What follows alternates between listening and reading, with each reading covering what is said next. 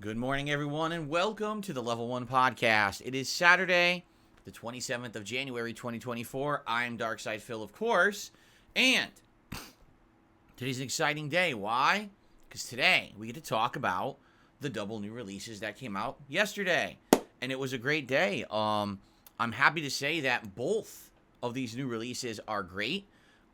They're definitely completely different styles of games. I don't think anyone's going to accuse a incredibly lengthy, Japanese culture-centric JRPG in a long-running series to be anything similar to a, 2D, 3D hybrid, epic, over-the-top action fighting game. But both of them were very entertaining. I had great premiere streams of each. We're going to talk about that today, what I ended up, doing in each of those streams. And I researched and looked more into each game to try to figure out exactly what is available in each game at what time, because, we had some questions about upcoming content. For example, the fact that my wife and I wanted to do some co-op in Like a Dragon once a certain game mode unlocks, and I have more information about when particularly that game mode does unlock in the game so that we could begin to, plan out exactly what we're looking at in regards to that, and more than that, too, because Tekken 8 has all these different game modes in it that give it a ton of value. But the real question is, when do I play them? How do I balance them? Because the whole idea is to make sure that not only am I getting through the single player content of the game that's entertaining, but also obviously learning characters, playing online, giving you that competitive gameplay that you're looking for when I play a fighting game. So I need to find that balance, right? Now, of course, on top of all of that, I've also got to maintain my other content. I got a React show that I do every Sunday, and we've got other playthroughs going on. For example, people want more Baldur's Gate, and you want more Pal World, and I get that. And I'm excited for more of that, but obviously this week, being a new release week, has to be a major focus on the new releases first, and then maybe next week we can balance it out a little better to get some of those games more into the rotation. So I'm excited. It was a really great start yesterday. I suppose the best place to start here would be talking about yesterday and how it went and what I thought about each of these games on their premiere streams. Then we'll go through the schedule. I actually have some positive updates regarding the React channel, so that's good. So let's talk, shall we? So first of all, I will say this. Thank you to anyone who attended either of yesterday's launch streams for Like a Dragon, Infinite Well, or Tekken 8. Attendance on each was good, although admittedly, one thing that does disappoint me about, I guess, just the reality of my existence as a content creator is that the kind of stuff that I like isn't always the stuff that resonates with a lot of my audience, okay? Here's what I mean by that. Is there a huge audience out there for people when it comes to JRPGs? Yes. There is. There's a ton of people who love JRPGs and love watching people play them. Is that audience necessarily mine? No, not in a lot of cases. You know, so many games that I've played over the years, including the Yakuza series, the Persona series, now the Like a Dragon series, among other JRPG style games, that I love them. I absolutely have a grand time playing them and doing content for them and taking my time and exploring and finding all kinds of stuff, right? And basically, I have a ton of fun with those games because those playthroughs end up being a lot of social interactive experiences for me. We get to talk a lot about what's going on in the game. A lot of the times when you're doing the repetitive combat, that's ample opportunity to interact with the audience. I love it. I've told you guys, particularly those playthroughs have been some of my favorites over the years. I still remember how great the Dragon Quest XI playthrough was. You know, that was many years ago, but that was like an 80-hour playthrough, and it was one of the best I've ever had. It was such a great crowd that came by every night. But was that crowd a big one? No. Admittedly. You know, whenever I play JRPGs, it seems like there's some people are like, I don't like that. And they go, clip, change the channel. And it's crazy because then I'll play another game like a fighting game like Tekken. Or I'll play a survival horror game like a Resident Evil. Or I'll play a FromSoft game, right? Or I'll play a hot new shooter when it comes out. And those will all do fine. But every time I play a JRPG, it just never fails. And I'll even say this, even with the ones that get the most hype, like for example, we all know that when Final Fantasy VII Rebirth comes out at the end of February, that game is going to have an insane amount of hype behind it, right? And people are going to want to see me play it. But not for long. It'll probably last a few streams, and then that hype will die out, and then we'll go right back into the usual JRPG routine. So what is the usual JRPG routine?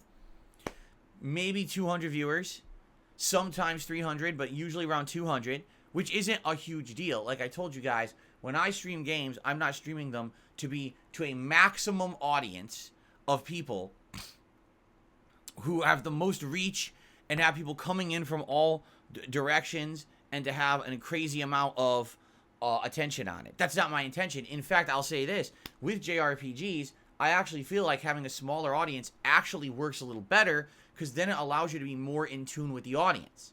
If I had 1,000, 2,000 people on a stream when I'm playing a JRPG, it's very hard to have a conversation. When I have a few hundred, it makes it a lot more viable, you see? The key is finding that balance, that you have the right amount of attendees, the right amount of engagement with said attendees so that the stream is entertaining for both sides, and also maintaining support because, yes, this is my job as well as my hobby. So it's that mix. And sometimes it works, sometimes it doesn't. Sometimes what happens is you'll have a series of streams of JRPGs that are very slow, and then all of a sudden people show up and start engaging again and start supporting again. You're like, whoa, what happened, right? In the case of Like a Dragon, Infinite Wealth, here's what I have to say about the game in the first 3 hours, okay? No exaggeration, all right? Literally no exaggeration. Why are people saying mic going out? Does it sound like the mic is going out for anyone? It looks fine to me. The mic good, guys? Do I sound fine? The mic is looking exactly the same as it always does on my end. It's fine? Someone must have... Whoever said that straight shot, I think your audio is screwed up. Are your speakers going out? Maybe your speakers are going out. Because as I said, my equipment looks like it's registering fine.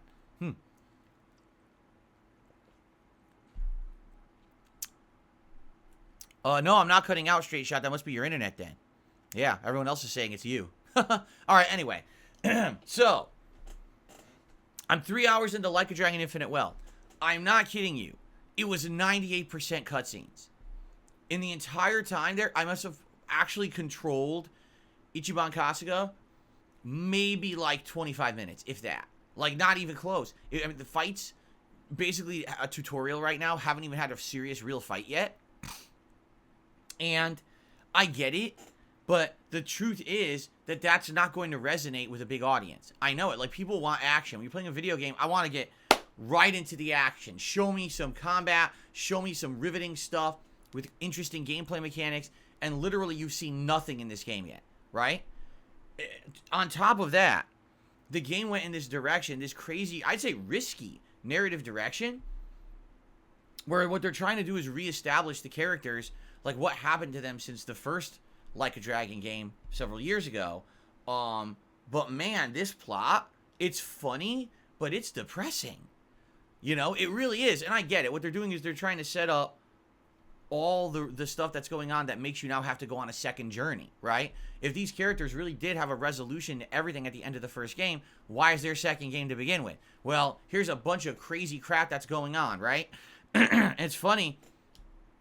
It reminds me of like the story of Job in the Bible, and I know that you guys probably have no idea what I'm talking about, but there's a story of a guy in the Bible who, like, he tries to do everything right in life and basically gets punished for it. Like, no matter what he does, things go wrong for him. And he's like, what the hell? Like, if there is a God, why am I being punished like this? It doesn't make any sense. Why would I be so challenged if I'm doing everything right? When I ever get some peace of mind, some reward, or something nice in my life, why is everything awful? And that's literally what's happening now to Ichiban. Like, these first 3 hours of this game is like, everything starts good, then all of a sudden, awful thing happens, awful thing happens, awful thing happens, awful thing happens, awful thing happens, awful thing happens. It's like, what the hell? Like, they're really piling it on. Like, holy crap, man. And then, on top of that, there's just some weird choices they made with the plot, like a romantic twist at the beginning, and then it just gets dropped right on its head again to add to the oh, here's another bad thing that happened in the story. And it's weird, but I get it. It's funny, but it's odd that it's in there. And then on top of that, there's a part of this plot, and this is basically a minor spoiler for the plot. This is actually how the game sets up. So I don't feel like telling you guys this on the podcast is a humongous game spoiler, all right? But this is a minor plot spoiler, so if you're interested in playing the game and you want absolutely no spoilers, earmuffs. Right now, go earmuffs like this, okay?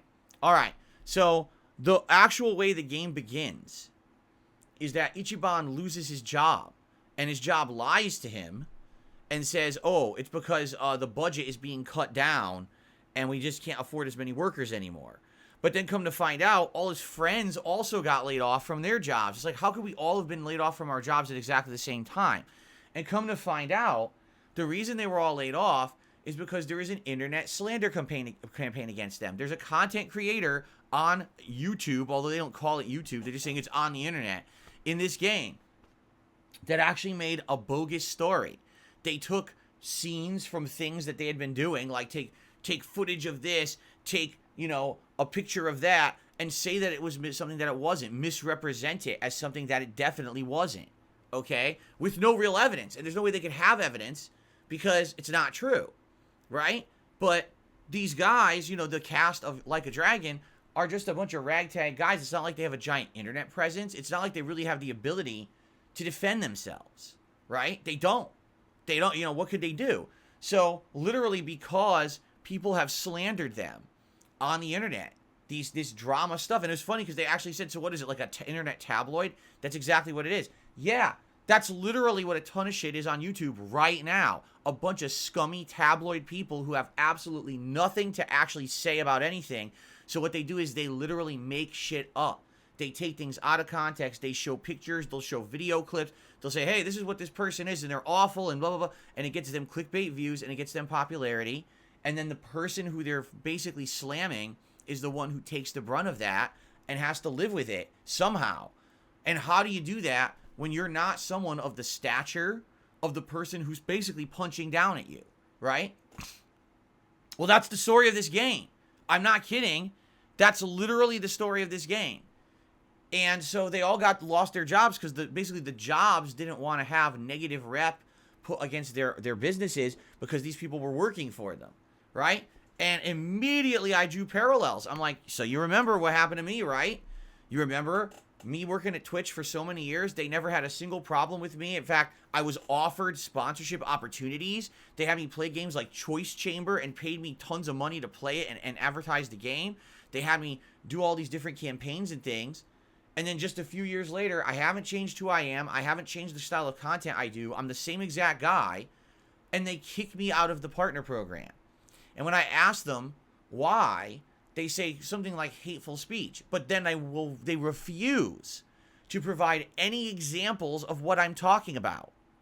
So come to find out, months later, I contact someone who actually worked at Twitch, and they showed me the evidence that my haters the people who don't like me, made a internet slander campaign. They basically packaged it all together. It was like this big epic montage of bad moments of my history. A lot of them were over 10 years before this time period.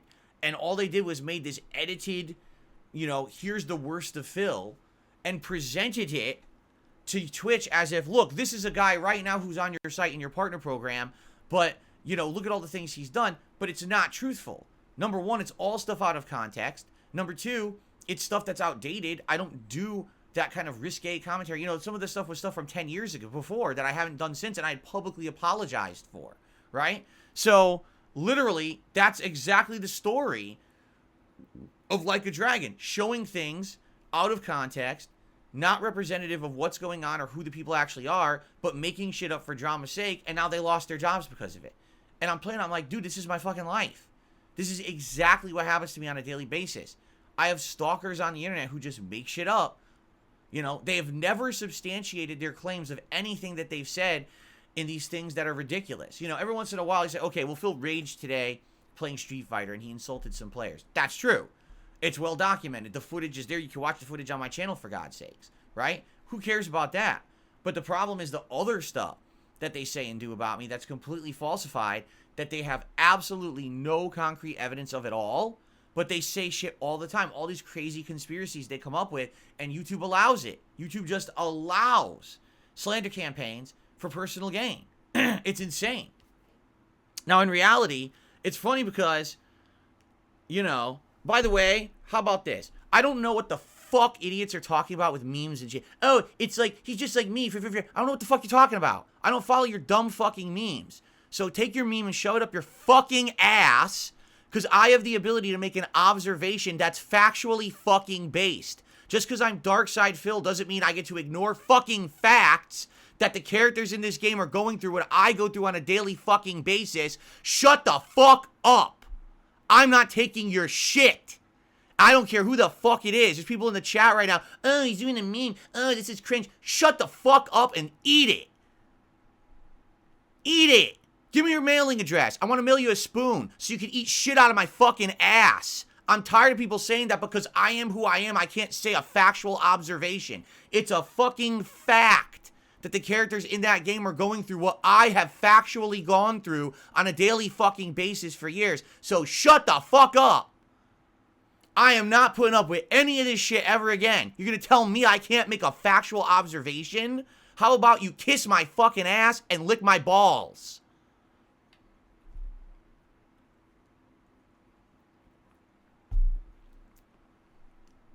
Yeah. And I'm fucking pissed about it. Because I see this shit. Oh, he can't say that. Oh, yeah? I can't say a fact? What fucking world do we live in that I can't say a fucking fact, you bitch? Kiss my fucking ass. Enough is enough with this shit. Yeah, King be cruel. King be bitch. You're gonna say dumb shit like that in fucking chat, and everyone else who said that too, because people in the comments, all my haters saying it in their videos. So now we know what you're watching every fucking day, right? You dumb fuck. Shut the fuck up. No one cares about your bitch ass memeable opinions. There's facts, there's reality, and then there's your bullshit world that you live in on the internet where you circle jerk each other with your conspiracy and your nonsense, and no one fucking cares about you except your circle jerking community. The problem is there's too many of you. There's too many fucking idiots. And enough is enough with this shit. It's time to call it out. Just because I'm one of the most abused people on the internet doesn't mean I don't get to make a factual observation. I can say whatever the fuck I want, and you like it. Or you shut the fuck up. Now, you got a problem with that? Test me, bitch. Because I'm not putting up with it anymore. I'm not. I'm not going to have people come in here on my streams and in fucking other videos and say, oh, he's just, oh, look, I'm like him, just like me and him. Shut the fuck. No one even knows what you're talking about. I've never even heard the meme before because I'm not an asshole. I'm not a fucking dumbass, mouth-drooling idiot. I don't follow the dunces follow on the internet. It's my life I'm talking about. Right? And it's true. Follow the plot of this game. This is exactly what I've gone through. I've lost tons of business opportunities. I've lost the ability to branch out on the internet as a content creator. Tons of people, hundreds of thousands of people will never check out my content because all they hear is conspiracies about me, right? What they'll do is now they'll take this actual segment of my podcast out of context and just show, look, Phil abuses his viewers by swearing at them, instead of actually showing the reason I'm doing it. That people are mistreating me, that people are being horrible to me and my family and everyone else. And then when I finally call it out, oh my God, look, in the game it's happening just like what happened with me. Oh, that's so cringe that he would say that. He'd think he's such a big egotistical. Egotistical? How is it ego-fucking-tistic? To state a fact. You fucking buffoon. You are so dumb. Just because you don't like someone doesn't mean that when they state a fact, the fact is wrong. That means you're an idiot. You understand? There are a lot of people on this planet I don't like, but they say true things sometimes, and you better wise the fuck up and listen. Or shut up about it, because no one cares about you and your drama community on the internet. There is an entire culture of stuff on the internet based on this level of hatred, based on this level of hearsay and tabloid bullshit, and it's ruining people's lives, and mine is one of them. There is literally no fucking reason whatsoever that I should not be in the Twitch partner program. Zero. I never did a damn thing to deserve that treatment. But a campaign of slander was held against me, and those idiots at Twitch, as unprofessionally stupid as they fucking are, said, oh, we don't want to deal with this drama, so we'll just remove him from the partner program. We won't ban him from the site, because I literally didn't do anything wrong, but as we remove him from the program, now we have no liability if people keep complaining about this guy, right? So yeah, it's happened to me 100% concretely. By the way, it's on Kiwi Farms. When they did it years ago, they posted up all around Kiwi Farms about it. All the evidence was always there. Is that people want to ignore it. When there's evidence of all the horrible things that have happened to me, oh, that doesn't exist. That never happened. No. But anytime that I do something even slightly wrong, oh, here you go. Here's all the evidence of everything Phil's ever done wrong in his 15 plus years on the internet. That's not how it fucking works. That's not fair. You're a bunch of bitches. Every one of you is a little coward. Really. You're all nobodies. The people who do that shit. You're fucked up. You're broken in the fucking head. Every one of you bitch-ass content creators out there. Well, all you do is talk shit about people all day and you call it the news. You're the most worthless humans on earth. Right now, if you all had finger snapped away by Thanos, no one would care. You're all replaceable. Every one of you has nothing to add concretely to this planet. Nothing positive. You're nothing but a blight on the fucking planet. You're a big hemorrhoid on all of our fucking asses who are trying to make a positive living and help people on this planet. You're the problem. Not us, the ones who you abuse. You're the fucking problem. Get it? If you go away, the world's a better place. I want you to think about that.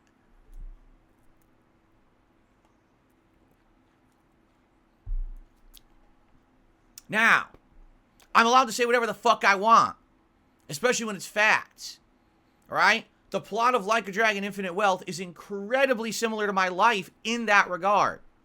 The main characters are harassed by people on the internet, made up slander campaigns. They have no means to defend themselves, and now their whole world is in shambles. And that's what the plot's going to be, is exploring what are they going to do to try to figure out what really happened. Where did the misinformation come from? Can they figure it out, right?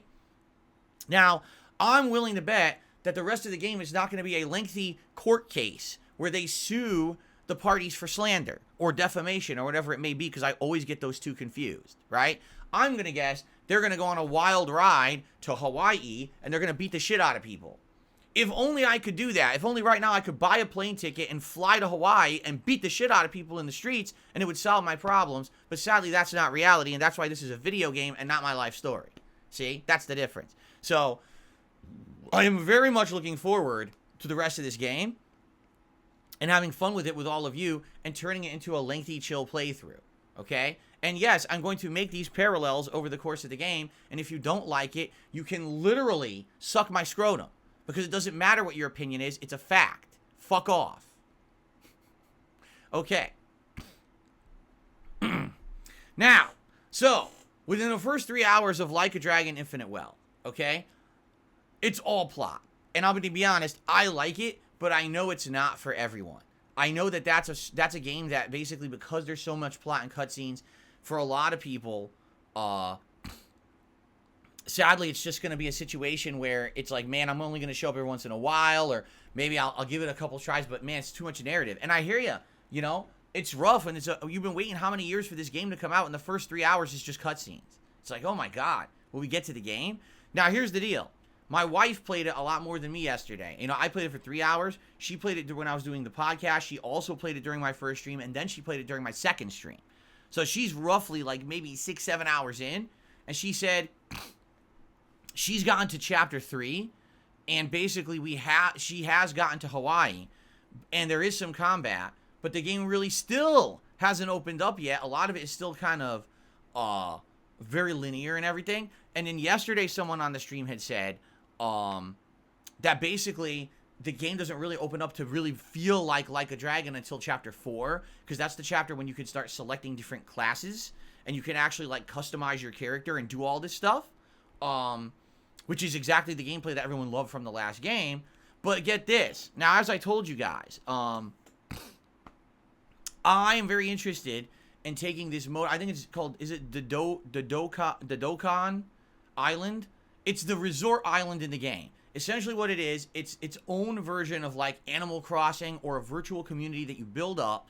You have residents who move in, there's businesses, there's all kinds of stuff that happens. It's fully customizable, and it's its own thing. Like, it is part of the game, but it's designed to be its own thing, separate from the main campaign of the game that you could sink a lot of time into. And reviewers have actually been saying that if you take it seriously, it's super good.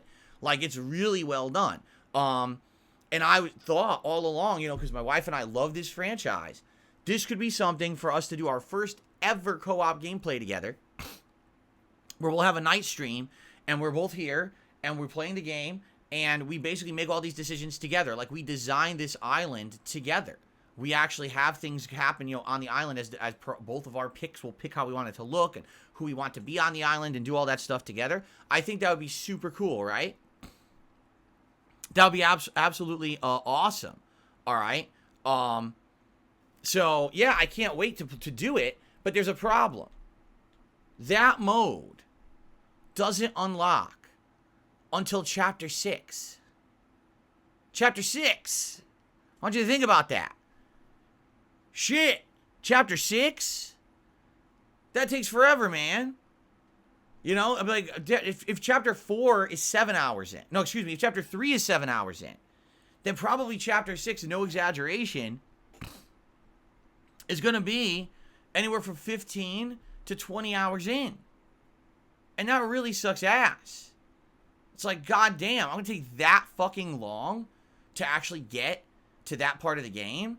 That stinks, because I wanted to do it with my wife. And it's like, well, how long are we going to wait? You know, the game's out this week. I already played 3 hours. I'm playing another 2 hours tonight. Okay? I'm playing another 3 hours on Monday. And I'm likely playing another 3 hours on Wednesday. Right? So that's 1, 2, 3, 4, 6, 7, 9, 10, 11 hours this week. Now, next week, I wanted to mix it up a little bit. I wanted to make it so that we alternate. Maybe we have a main Baldur's Gate 3 stream for variety, instead of it just being the same games as the daytime streams all the time. And I was thinking, you know, maybe doing some night streams of it instead. And it's like, yeah, but if I do that, what if I don't even get to it next week? So what? Mid-fucking February, we're finally going to get to this island part that I can play with my wife? It's like, that's going to take too long.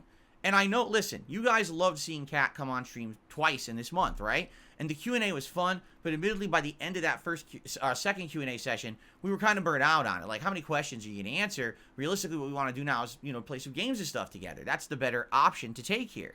But man, this mode, why did they hide it? Why did they hide it behind so much? You know what I mean? Like, and I know that you guys are probably going to really like that. First time ever seeing us do co-op gameplay together, and having, you know, back and forth interaction in regards to a game and stuff, and making those choices. I think it's going to be sweet. I think it's really going to be special. But we have to get to that. And it's like, am I just going to play Like a Dragon nonstop every day? I'm not going to get attendance on it. You know, already yesterday, so this is the truth. Yesterday, the stream started off with over 400 viewers. By the time we were done with the stream, we had less than 300. All right? We had a lot of support on that stream early on. And then once we finally hit, like, the game starting, We got a few super chats, and that was it. Like, everything that was coming in came in on the pre-stream or the podcast, and it just dried right up. And I'm like, I know why, because these games, I told you, sadly, these JRPGs don't resonate with my main audience. And there's nothing I can really do about that, right? I love them, but I can't make other people love them. As much as I can play them and enjoy them and commentate over them and show my joy at playing them and really liking them, you know, that's the level I'm at right now. And it's like, damn, that really sucks. And how am I going to constantly play this as a daytime stream when I can't even maintain an audience for it? Again, it's fine if I'm doing this as like a night stream and we have like 200 viewers, but I'm playing a day stream with more viewers and we're getting overall great support over the course of the whole day. That's different. But if I play this as the day stream constantly to make progress so we can get to the island mode so I can finally do co-op with my wife, I guarantee you it's going to be shooting myself in the foot, right? So I really, honestly, it's a tough decision on what do I do here, right? So yesterday, I love, like a Dragon, I love the intro. We're still in the intro. I'm hoping that we'll finish at least the intro segment tonight and actually get to the portion where maybe we get to Hawaii, which is the main plot. I don't know if we'll get there or not. But at least just to get out of these intro cutscenes. You know what I'm saying? I got to get the hell out of the intro cutscenes. I'm so stuck in them that I want to get to the actual gameplay of the game so we can actually have some of that. I think at least then it'll feel like it's picking up a bit for people, right?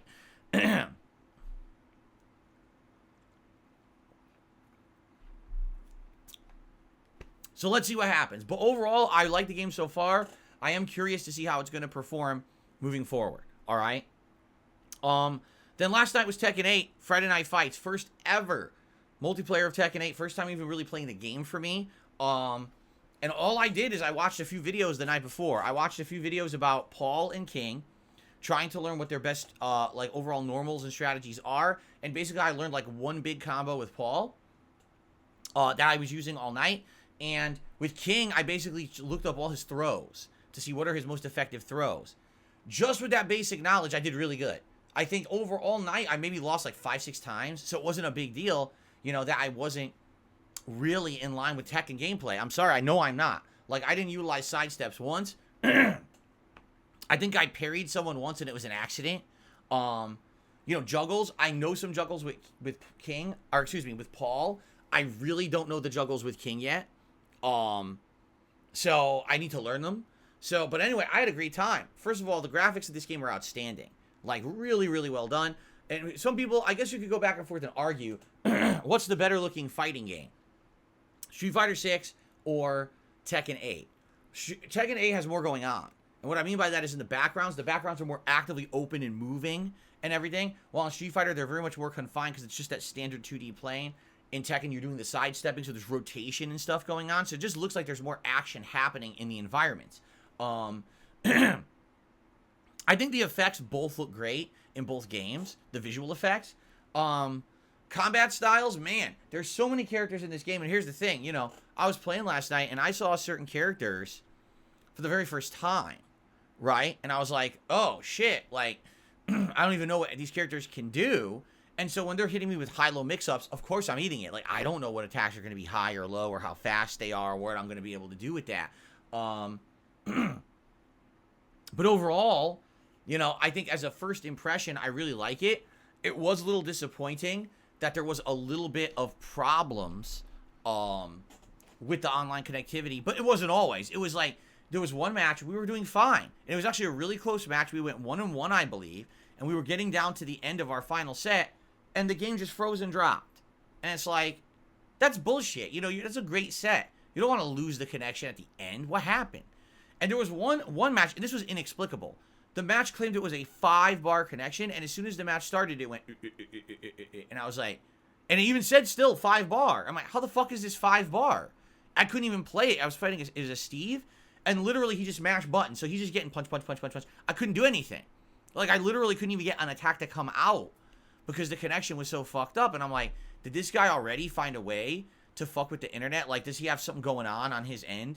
Maybe he's uploading or something, and it makes it that he can just mash buttons that I can't do anything, like nothing I do reacts. I don't know. And that was so confusing to me because other matches weren't like that. And there were some matches where, yes, there were lag spikes and it slowed down.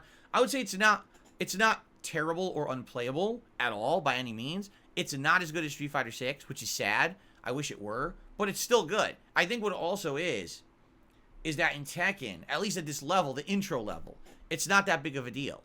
When I get to higher ranks, and now literally an entire match can be based off of one hit, because that's how it becomes in Tekken. It becomes, oh, I got that one counter hit, giant air juggle, now you're on the ground, OTG, lift you to the corner, get you to the wall, and now you're fucked. Because now you need to get lucky to get out of the wall. If you're not out of the wall, they're just going to pummel you into the wall for the rest of the match. And if the connection's not good, you're fucked. So, imagine you can't avoid the first hit because there's lag, and then when you get to the wall, there's also lag, so you can't avoid their wall, tricks, and now you're done. And I feel like that might be a big problem in the higher level gameplay. Earlier on like this, it's not going to be an issue because a lot of people are just flubbing it. You're spamming shit. No one really knows what's going on. So, yeah, that's what I'm thinking. Like, not a big deal now, but maybe later. Same thing with Street Fighter 6. I remember when Street Fighter 6 first came out, all the connections seemed amazing. And then, you get a few months in, the meta gets discovered. And next thing you know, you're like, oh, well, now I can't react to this 50-50 mix-up. I can't break a throw. What is going on? The internet is just not good enough. The online play is not good enough to support the competitive level of this game, and it's not. Will that happen with Tekken? I don't know. Again, I'm coming from a different perspective with Tekken. I'm not good at it. I openly will tell you guys I'm not good at Tekken, even though, because it's funny, people were on the stream last night, and I was getting tons of wins. I was getting win streaks and everything, and I was kicking ass, doing combos, crazy throws with King, and people were like, he's so good at Tekken. I'm like, you don't understand, I'm not good at Tekken. I'm really not. Just because this is day one vibes, most of the people I play don't know what they're doing, or spamming, or whatever, right? That doesn't mean that I'm good at the game in any way, shape, or form. You know what I mean? I'm not. I'm telling you right now, I'm not. Although some people don't believe me. They're like, oh, what are you talking about? You had a dominating stream. What's going to happen is this. Just like what happened with Tekken 7. Probably the first couple of weeks will be like that. Especially if I'm picking Paul and King, who I'm a little bit better with. But what will happen is, number one, I'm going to pick other characters I'm not good with. And that's going to be a different experience completely because I don't know what I'm doing. And number two, after a couple of weeks, the meta of the game is going to be discovered. Right? And essentially, once the meta is discovered, what you're going to see is certain characters are going to be dominant with one or two strategies. It looks like they're going to attack high, they attack low. Or they're trying to bait you to attack low so they hit you with the overhead or a throw. And that's it. And you have to know how to read those and recognize them and stop it. And there's 32 characters in this game. 32. That's a lot of characters to read and understand and comprehend what you're seeing. You know what I mean? It's a ton. So because of that, that's a lot of investment of time and effort and learning. There's another problem here with Tekken as well. Sadly, from what I'm to understand, Tekken doesn't have a replay system. So what that means is, unlike Street Fighter 6, let me explain. In Street Fighter 6, when you played a game online, those matches were auto-saved and uploaded to a server. And then what happened is people could search for players and access them. So let's say, for example, I want to see the top Zangief in Street Fighter 6. You could actually find all their matches. And then what people were doing was making compilation videos of those matches and putting them on YouTube. So if you want to see Snake Eyes, the best Zangief in the world, play, you could watch a 30-minute video of some awesome matches of Snake Eyes that someone compiled. If you want to see someone use, the best Blanca, you could watch a compilation of the best Blanca. The problem is, none of that is existing right now for Tekken. I know because I've been searching for 2 days. I can't find it. No one's using it. Like, there's no videos online of, here was day one gameplay of Paul at a high level. There's zero. None of it. Doesn't exist. So what I did is I watched, like, a tutorial video that someone made. That was a really good tutorial video. And I basically tried to learn the combos based off of what they were doing in the tutorial video. And by the way, even then, they weren't really, like, there was no on-screen explanation of what was going on. There was like, okay, you got to do, down forward 2, then back 3, and then 3, 2, and then back plus 1, 2. And then you have an option to dash forward. You could either do his, I forget it's like hanging low or something. It's his combo with the spin kick into elbow, into the punch or whatever it is. Or you can do death fist. That'll push him to the corner. So it's like, it's all technical stuff. Like, oh shit, right? So, basically it's a little different. I can't really find gameplay on YouTube as of now like I did with Street Fighter. Like, no exaggeration, when Street Fighter 6 came out, that first day you could find top player gameplay. So you could immediately say, here's the top players of the game. You could find their content and you could watch it and learn the game. I don't see that on YouTube right now. So that's going to be an issue as I'm moving forward. If I'm trying to learn and get better at this game and I can't find the videos to watch to study, I don't know how I'm going to get better. I mean, it could be just trial and error, but just trial and error, you might not discover the best strategies with a character. You know what I mean? Carlton Jr. is saying it exists in the game. Well, if that's the case, Carlton, why is no one doing videos on YouTube of it? I looked last night actively after I finished my session. I was like, I want to watch some videos, and I searched, and it's all the same videos from a few days ago, the same tutorial videos or whatever, and like no gameplays.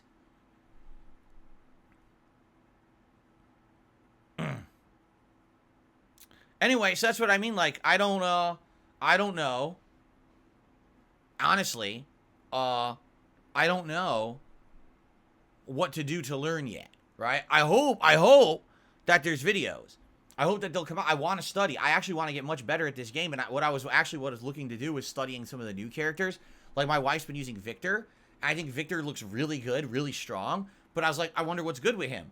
What's a good setup? What's a good, do you bait into the launcher into a giant combo? What's the effective combo? I can't find anything. I'm like, where is it? And the game's out, and there's none of that. It seems like with Street Fighter 6, there was all this crazy hype about sharing information, and I'm not seeing that with Tekken 8. So, I do hope that it does come, because I want to learn. Like, tomorrow night, I'm playing this game again online. I'm probably going to have to pick Paul and King again, because they're the ones I know basics. I don't know anything about the other characters yet, and I haven't been able to find any real videos yet. So, I'm going to just stick with them again and do a second session with them, and then hopefully over the course of this week, I get a chance to try out other characters in other modes, and then I'll be able to try them online, right? Anyway, so there you go. Tekken 8 was great. 2 hours of solid gameplay. The first hour was all Paul Phoenix. The second hour was all King. The only thing I can say is I need to figure out with King, after he launches, and he has two good launchers. He has this knee lift, and he has this giant, like, upping, clubbing blow that launches you way into the air. After that, all I know how to do is like jab, jab, and air throw. But you could do more. Like he has, I've seen it because I saw when I was watching the tutorial video about him, that he could do like this double kick. I don't know how to do it. He has a double kick that juggles. So you launch, double kick, then you could do like 2 or 3 punches. And then after that, you have options. You could do a finisher. You could do an air throw. You could go for like a mix-up. Like there's different things you can do to finish his air combos. And if you get to the corner, now you also get some interesting options, right? And the other thing was that I was watching, well, when I finished my stream, right, at the very end, I was saying my final commentary of the night. I was like, man, I really just feel like right now there's nothing great and fast with King up close. I wonder what his fast up close string is, because every character has a fast string of attacks they could do right in your face. And I'm like, what's his? And someone's like, oh, it's down 1-2. So down left punch, right punch. I was like, I didn't know that. I didn't use it once. I don't even know what it looks like. Shit. Now that they told me that, I'm going to try that. And if it's good, maybe that's what you start with. At the beginning of the round, you do it. And then after that, you figure out what you want to do next. Because it's all about mix-ups. Like sometimes at the beginning of the round, you'll do a fast attack. Sometimes you just defend.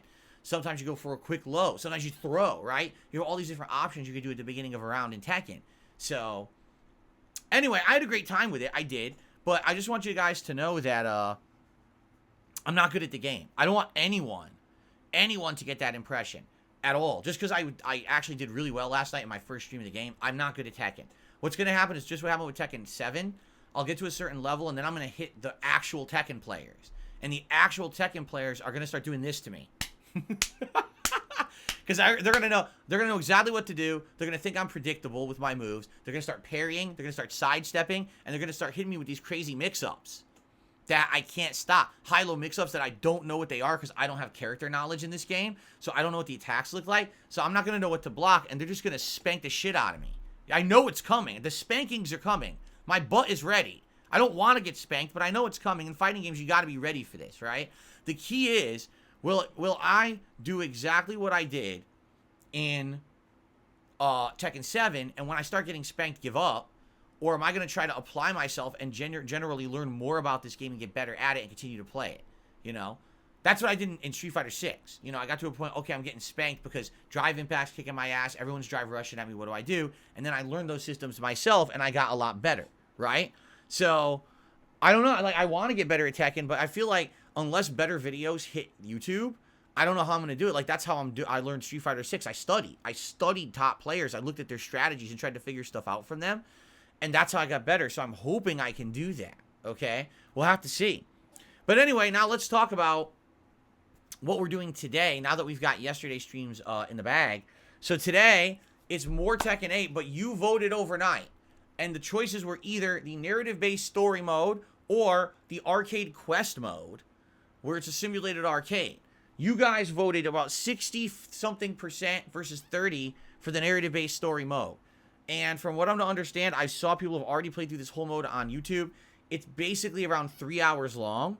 So perhaps, you know, we'll have time to finish it in one go today. I don't know. Because here's the thing. People who are beating it in 3 hours, literally no commentary, just playing it nonstop, going through the cutscenes, playing the matches, dominating the matches, on to the next. They're not losing. They're not talking with an audience. They're not having a great stream. They're just turboing through it, and they beat it in 3 hours. So for me, it might take longer than that, you know, especially because I'm going to probably take some breaks. I'm probably not going to win each fight. I'm probably going to lose the fights because you have to play with a variety of characters in the narrative-based story mode, so likely I will not know what the hell I'm doing in a lot of cases. And I'll have to get my bearings with the character before I can win a match. And by the way, traditionally, the bosses of Tekken story modes are tough. Not always. There's been a few that have been easy. But my God, remember Tekken 7 Akuma? That was like ultra challenging, pounding difficulty for no good reason. Like, why was that so hard? So it might be like that. I don't know. I guess we'll see. But I'm excited. I want to see what the story is of the game. I don't know. I purposefully not spoiled myself so that we can take it on and see what it's like. And hopefully it's good and fun. And this is a great stream today. So thanks for everyone who voted. Now, this doesn't mean I'm not playing Arcade Quest mode. I want to play Arcade Quest mode. I actually feel like Arcade Quest will be the mode where I get to learn new characters. I'll pick a new character, and since you're just doing lower level AI to start, you can practice your launchers, your combos, your mix-up strategies, and things like that. And then later on, it gets harder. So that's a great opportunity to probably learning new characters and stuff, right? So anyway, narrative-based story mode today. Will we finish it? Maybe, maybe not. We'll see. Maybe we will, and that'll be awesome. Later tonight on the late stream, 6:45 p.m. Pacific time, it's Like a Dragon Infinite Wealth, and that's continuing on the late stream.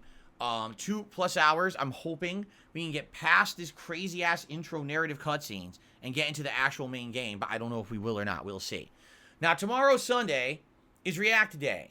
And yes, we are doing a React stream over on DSP Reacts. I have some good news in that regard, okay? So, basically, as you guys know, with all the fake memberships and nonsense that's been going on around here recently, it's been a nightmare in that regard. It really has. Like, all the shit going on and having to try to figure out how do I get stuff to work with all these fake memberships and the like.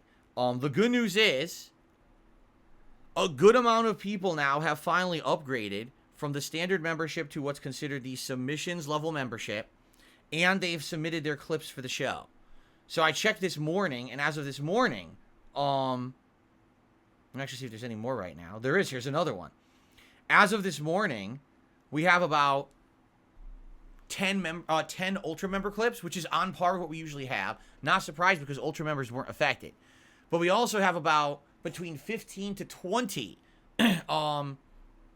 posts from members, and each one has 2 videos. So if we're talking like 10 videos from Ultra members and 30 plus videos from standard members, or I should say submission members, we're good. That's basically, you know, we're back, right? We're back to where we were. And I was very nervous because, remember, it was a very slow thing this week because of the fact that I didn't get the threads up because I had to figure out the solution to this issue with the fake gifted memberships and everything. But it looks like the show should be fine tomorrow, all right? So, first of all, if you are still a member on DSP Reacts and you did not submit clips for this week because you weren't aware of this whole situation going on, you need to upgrade from standard member to submissions member to submit a video for the show now. It is a couple bucks more expensive, but it makes it so that the people getting gifted memberships will not ruin the show, all right? That's a good thing. We don't want to have 500 people who are just gifted a membership for less than a penny submitting clips for the show and ruining it, right? So thank you to those who are legitimately supporting my channel and my efforts to keep making content on it. I really, really appreciate that. But if you didn't do it yet, you have to do it. You have to submit your clips by the end of today.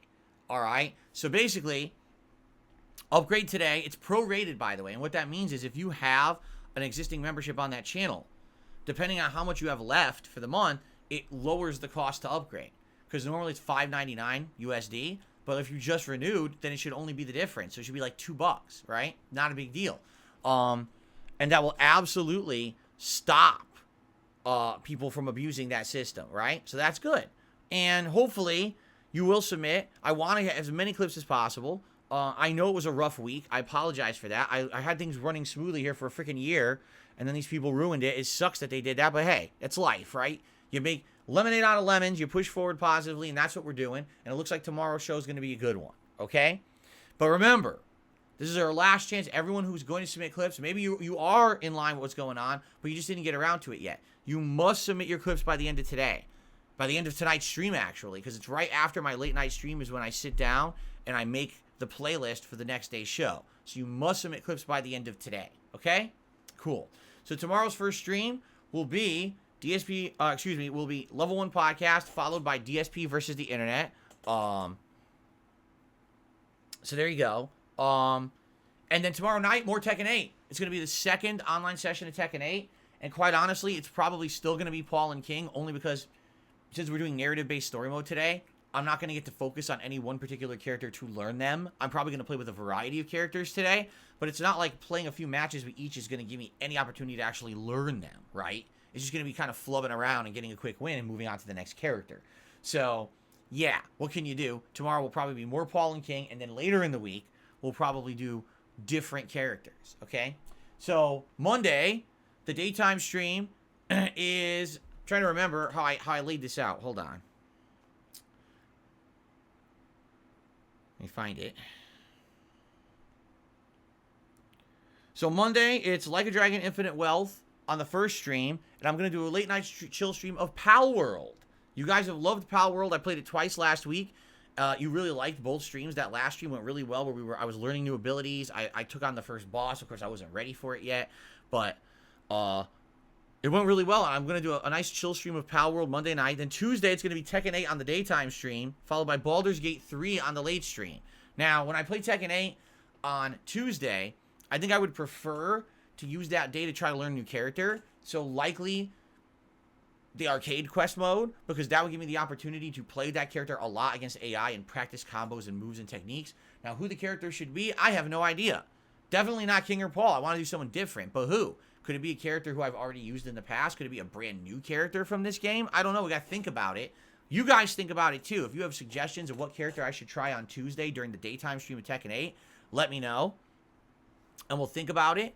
And go from there, okay? And then, like I said, Tuesday night is Baldur's Gate 3. Now, I have never played Baldur's Gate 3 on a late stream yet. It's been all daytime streams. I don't know how this is going to go. I would hope, if you're a fan of Baldur's Gate and you've been there all along for these playthroughs, that you will show up on Tuesday night. Because as I've explained to you guys, the reason this playthrough works and is fun is because you guys are there for it and engage. Without the engagement that I've been getting all along for Baldur's Gate, I don't know if this is going to work, you know, as an ice stream. The thing is, I didn't want to not play Baldur's Gate this week, right? I wanted to play it again. So, let's see how it goes, and go from there. And then, on Wednesday, it's going to be Like a Dragon Infinite Wealth on the daytime stream, and then probably Baldur's Gate 3 on the late stream. But we have a chance to switch that. If not, if you decide, oh, I want more Tekken, we could do more Tekken instead. I'm okay with that. Maybe do a late night stream of Like a Dragon. We'll see. We'll think about it, right? We'll talk about it over the week. and go from there. Okay? Sound good? I hope so. Okay, I'm just going to get rid of this idiot, because this person's just making stuff up, and I've had enough of them, so get the fuck out. Just love it. I look down at the chat to see what people's feedback is. This idiot's talking about nonsense, so get the fuck out.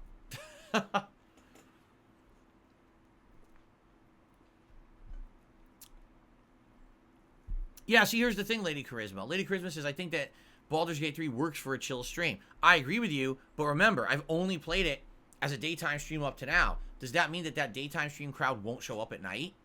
Will they not engage? Will they not support? Is it going to feel like a completely different playthrough if I play it at night? If that's the case, then I'm not going to play it at night. You know what I'm saying? Like, what's the point?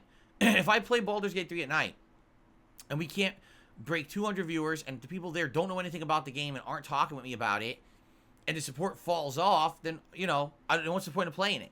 We'll just wait, right? And the thing is, I know, I've been playing Baldur's Gate 3 for 60 hours. I want to keep going with it, but I've got new releases to tackle. I can't just not play the new releases and keep playing Baldur's Gate 3 for the next 6 months, you see? Okay. Anyway, so there you go, guys. That's what's going on right now, anyway. That's the schedule for the week. Next week will be a balance again. Yes, continuing on with Tekken 8, Like a Dragon, Baldur's Gate, and probably Pal World. And those are our focus. Now, I'm aware there's this Foam Stars game coming out. It's supposed to kind of be like a version of Splatoon that's not Nintendo and Squid-centric. I know that sounds really fucking weird when I say Nintendo and Squid-centric, but that's just true. It's a really weird franchise. Will I try it? I don't know. It's for PS Plus people. It's free. Anyone who's a PS Plus subscriber gets it free for the month. And by the way, I just want to make that clear. They outright said it's only free for the month. It says it, like, in the writing, it says it's free for 1 month. And then in March, it's not free anymore. I had people arguing with me that it's free forever. No, it outright says it's free from February to March.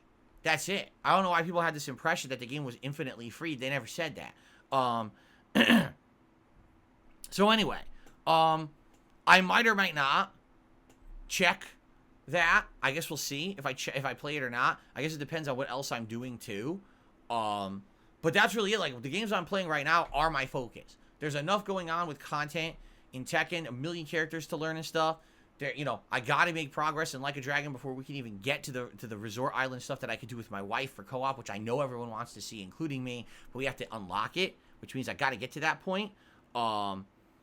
You know, we got all this stuff going on, so that's basically my focus. Because people are like, what about Grand Blue Fantasy? What about Helldivers 2? What about the Tomb Raider collection? What about them? What about them? They don't sound interesting to me in any way. I'm already got all the games that I want to play. I'm lined up. I'm playing already, and I want to make progress in all of those and have a good time with them. I can't play every new game. I can't clone myself. I can't make it that I stream 3 different streams simultaneously to play all these games. It's just not possible. So these games are all going to get skipped. And there's nothing you can do about that, right? Okay.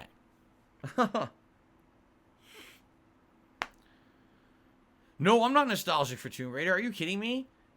Anyone who's nostalgic for the Tomb Raider trilogy never played the Tomb Raider trilogy. Do you remember the games? They were fine for the time, but they are insanely outdated now. Tomb Raider, the original Tomb Raider games, here's what they were, literally. I'm not exaggerating.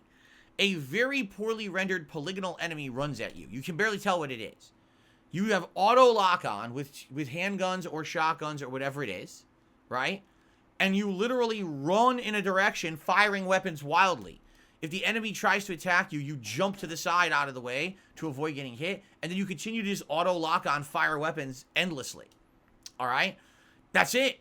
That's the combat of the game. There's nothing to it. It's simpleton stuff, and it's not very fun or engaging. It was interesting back then. Today, it'd be like super outdated. The platforming is some of the worst ever. Basically, the platforming is all puzzle gameplay. Like, half the platforms, you can't even see where you're supposed to go. So you end up jumping wild leaps of faith to see if you could reach a ledge, or maybe there's a thing you can grab. You can't even tell what you're supposed to be doing half the time. Because remember, what a lot of people don't realize is that back then, before modern platforming in games, like the modern Assassin's Creeds, or the modern Uncharted, or the modern Tomb Raiders, platforming was all a puzzle in these 3D games. It was like, where do I go? What am I supposed to be climbing on? Can I run and jump and grab this? Oops, I missed it. Instant death. Reload me and play the level over to get back there and try it again. You know, that's how it was. Half the ledges you can't see. You're guessing when you jump and shimmying. You're trying to do a crazy long jump. You miss it. You're like, oh, fuck this. It's not fun. It's you know, back then, again, it was something different.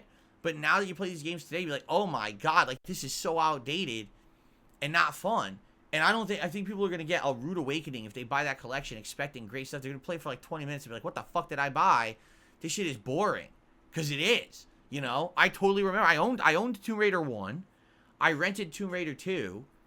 And You know, I think I beat Tomb Raider 1 once, and I hated the end. God, the end of the game was bad.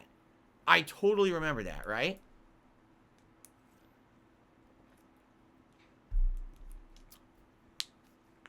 Anyway, so I don't know. I'm not playing Tomb Raider. I'm not playing this Grand Blue game. I don't even care what Helldivers is.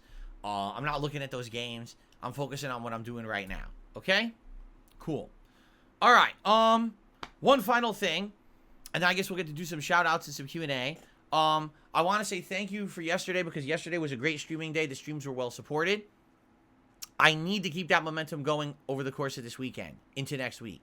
This is the last week of the month for me, and this month is not going good. All right, to give you, comparison here, my memberships are so low now because everyone got a gifted membership that I didn't get paid for. I have lost, I wish this was an exaggeration, over $1,500 now that I should have made this month. I have not made. It says it right in my statistics. It says, here's what you made last month, and here's where you are this month. You've lost $1,500 in member revenue because no one became a member and no one renewed because everyone just got a free one. Okay? So, how can you help with that? Support the streams in another way. If you were someone who was going to get a membership and you got one for free from a troll, please support in another way. Super chat or super thanks, well appreciated. A legit membership or gifted membership to someone else, those still count. Or a tip. Any of that will help a ton. All right? If you can, please support in some way. I really need to have a good end of the month. And it sucks that it looks like I'm being massively negatively affected by these idiots now. Right? And I don't know how I could fix it. This is not a fixable situation. This is a problem YouTube has to repair. And the thing is, I know that as we get further into the year, with different game releases and also with ad revenue increasing, because ad revenue is going to go up again, right? It's going to be all right, but this is a terrible month. I can't be down that much money, and then I got to try to pay all my bills and shit. It's like, this is not going to be good. So again, anything you can do to help right now, greatly appreciated. I'm not going to sit here and talk about it all day on stream. I hate even bringing it up, but it's just a reality that these fuckers messing around here have really hurt me in a bad way. And it sucks because right now, no one was expecting this to happen, right? So you can't really blame anyone but the fuckers who abuse the system. And, of course, YouTube for being lazy idiots who don't fix anything. There's nothing I can really do about this. It really stinks. Mr. Responsible says, yes, but how does this compare to last year? I'm down $1,500. What don't you understand? Yes, there's always usually a dip. Every year there's a dip this month that's expected because the ad revenue goes like this. My problem is I always have member revenue, and I literally have no member revenue right now. Nothing. Every member, except for the Ultra members, there's like 2 of them. Almost all the memberships are fake.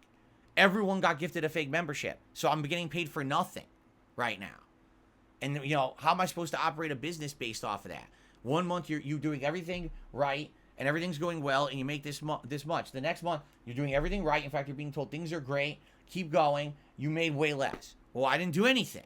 I didn't change anything. I didn't fuck up. This is people committing horrible things towards me, and, they don't care. They don't give a fuck. They think it's funny because, again, anyone who can get away with this shit on the internet, right? They're losers. So that's what I mean. This fucking abuse that I go through every day. But, it's the meme. It's the meme that he says it's like this. It's like, fuck you. No. These things happen to me and my family every day, and they're real. So it's not a meme. Maybe your life's the joke in the fucking meme because you're the one sitting there behind your computer or your mobile device laughing at someone else because you're a fucking loser nobody. And no one gives a fuck about you laughing at a meme. These people fuck with me every day, and I'm tired of it. I really am. I'm tired of this shit. I've had enough. So, again, if you could, please support the streams this month. All right? This week, actually. There's this last week. This is it. This is the last chance. Then it hits the reset button when we hit February. And you got to hope for the best. Got to hope that February overall is a strong month because I can't have constant, ongoing months that are way low because of this bullshit. All right? So, again, anything is appreciated. All right, guys? Okay. Let's just get to shout-outs here. So it looks like Dan the Man had our first contribution today with a $5 super chat. Thank you for that. And then Big Mac did a $5 super chat. Says, you're hilarious.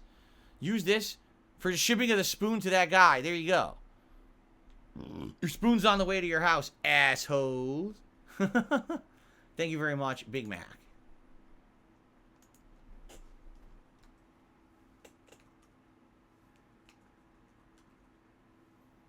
Okay. And 2 last names became a member this morning, and that actually was a new legit membership. So thank you very much to 2 last names for the membership this morning. It looks like someone attempted to tip, but it got flagged, and this has been happening, and this happens from time to time. This is not something new or out of the ordinary. Every once in a while, basically, certain tips will get flagged, and they have to be reviewed, and then they take a day or 2, and then they get released for review. It's usually not a big deal at all. But in this case, there was a tip this morning. It looks like it was $1, and I can't see it. I can't see the information about it. When a tip gets flagged, basically, I can't see the message, so I don't know who it's from. So whoever sent me a $1 tip this morning, I'm sorry, I can't see it. It got flagged. It probably eventually will clear. But luckily, this is not a common thing. Every once in a while, a few of these will happen, but it's not a big deal. All right. I did receive a $25 tip this morning from 1 Minute Man. Thank you very much, 1 Minute Man, for the first tip of the day.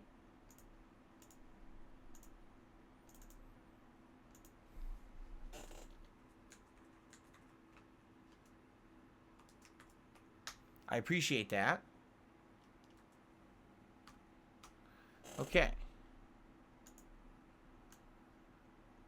I hope you're doing well. If you don't notice, 1 Minute Man hasn't really said much recently, probably because we're not playing Baldur's Gate. 1 Minute Man has a lot to say when it comes to Baldur's Gate. Okay, so 1 second, guys, because my nose is bothering me. I just want to blow it quickly, and then we're going to get to some Q&A.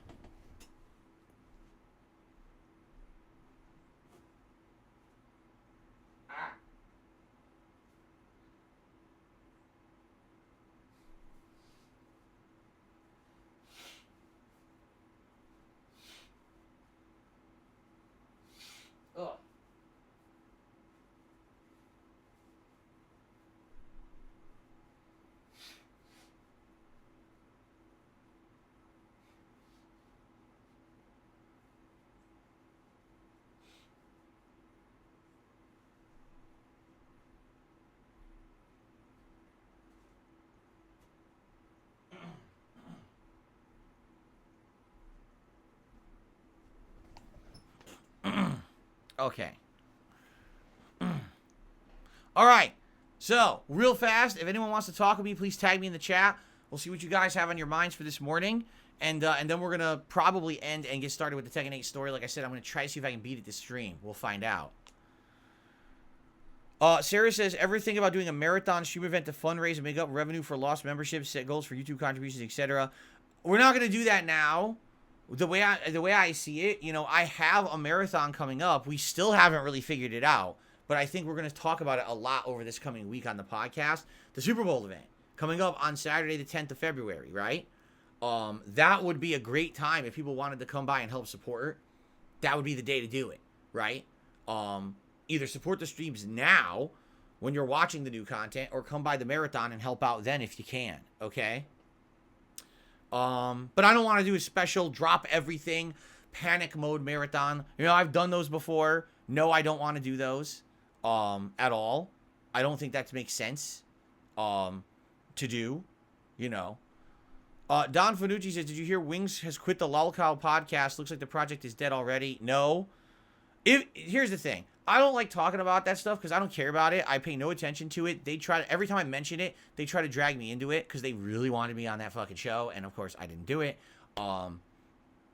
So I pretend, or not pretend, but I tend to not pay attention to it. So I don't need to ever talk about it or care about it. All right. It's just drama. It's needless drama. Right. Anyway, I guess you're saying that he quit. Did he quit for real? Is it true? If that's the case, I'm not shocked. Like I told you guys, that was a show that was destined to fail. It's a piece of shit. You can't have a show that's based on bullying constantly especially the same people, and think that it's going to work. The whole idea is toxic. You know what I'm saying? It's that whole toxic idea of doing awful things, saying awful things, treating people awfully. Fucking, we're the lolcow farmers and we milk them. What the fuck? You're disgusting. Who the fuck would even want to say that about themselves? What are you, a fucking weirdo? You want to milk dudes on the internet? Well, I'm sure you could probably do that, actually. There's probably a good occupation for you out there if you want to milk dudes on, on the internet. It's really weird that they thought that was good terminology for what they were doing. It's pretty fucking weird. I mean, anyone who would even say that and think, oh, that was an interesting, good thing to say. I'm like, okay, if you say so, you fucking weirdos, right? So, but anyway, I don't know anything about the show,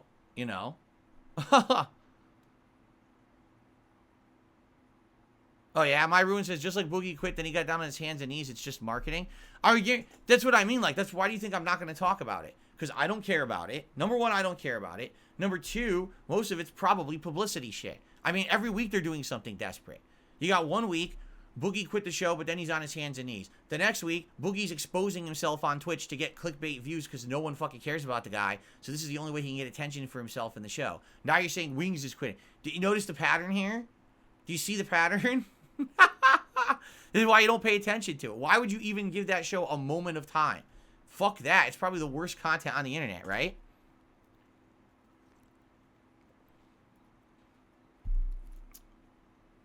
Okay.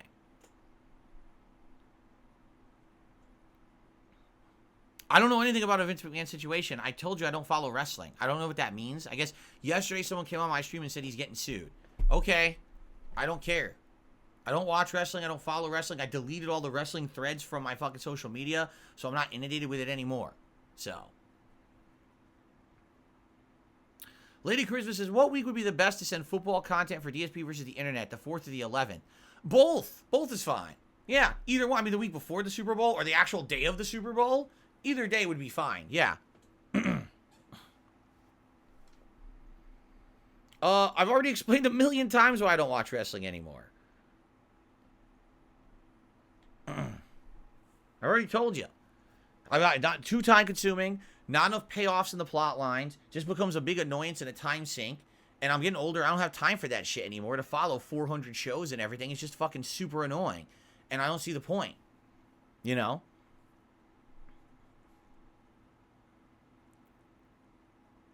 Joel Law says, are you planning to dive into other features like Arcade Quest, Tekken Ball, Super Ghost Battle? We're definitely doing Arcade Quest. I think Arcade Quest is my opportunity to learn new characters. Because you are going through a narrative mode where you actually earn currency to do customizables for your characters, which I want to do. I want to customize the characters who I play with. But also, that's when you can play against a bunch of AI opponents. It's easy to to learn stuff. You know, learn new strategies, combos, and things, and practice them. Rather than just sitting in training mode, actually doing it in a mode where you're earning stuff while you do it. Why not? So Arcade Quest 100% is happening. As for Tekken Ball, that's just a one-off mode. It takes 5 seconds to try it. It's nothing serious. As for the Super Ghost Battles, that's more like if you want to challenge yourself to AI, but you're not really want to go online to do online play. Likely what I would do is learn the game and then just go online. So I don't know if the Ghost Battles will really be that important. Maybe they would. You know, that may be something for later. Tito Man says, hope you enjoyed the soundtrack, including old songs from old games. Sounds good. Well, I don't care about... I'm serious about this. I don't give two shits about the Vince McMahon story or pro wrestling, all right? And I don't want to be involved in it. Here's the other thing, too. Would you like me to be very honest about it? The whole nonsense with these trolls and idiots for years harassing me about this fucking stupid WWE mobile game. I just don't care about wrestling anymore. Like, literally, I'm not kidding you. It's completely turned me off to wrestling. It's like, not only do I not want to follow it, invest the time, the plot lines are annoying, they don't give you a resolution you like, but now every moment I got to be fucking harassed online about shit that's not true, and I just don't care anymore. Like, all the joy of anything that was wrestling related that was fun has been sucked out of it. So that's why I don't give two fucks about it anymore. And like I said, I had these things coming out on social media, all these trends, it was always in my media feed. I said, fuck this, and I deleted all of it, and I turned off all the topics and everything. Every time I see it, I seriously block it. Like, I don't want to bother with it anymore. I'm just done with that shit. Yes, the late stream was Infinite Wealth tonight. That's correct.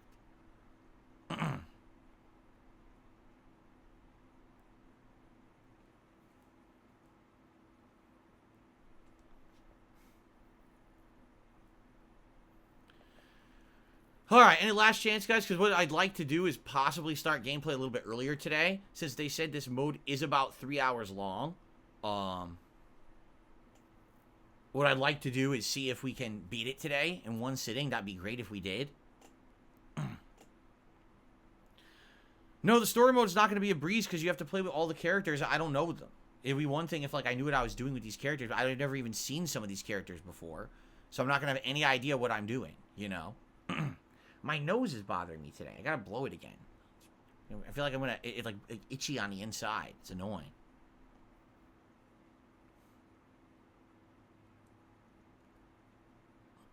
Okay. Alright, guys. I think it's time to end the show. Let's end the podcast. I'll take a brief break just to use the restroom quick, and then we'll jump in, and we'll see how far we can get in Tekken. Hopefully, we can beat the Tekken 8 story today. That'd be great, right? Okay, so thank you all for a great stream and a great podcast. And tomorrow, obviously, I'll be talking about more about this, about what we discovered in the narrative-based mode, if it was any good, which I hope it is. A lot of people are saying it is. And obviously, hopefully, we get out of the intro segment of Like a Dragon tonight, right? I really hope so. And go from there. Okay, guys? All right. Thank you all very much. Great show.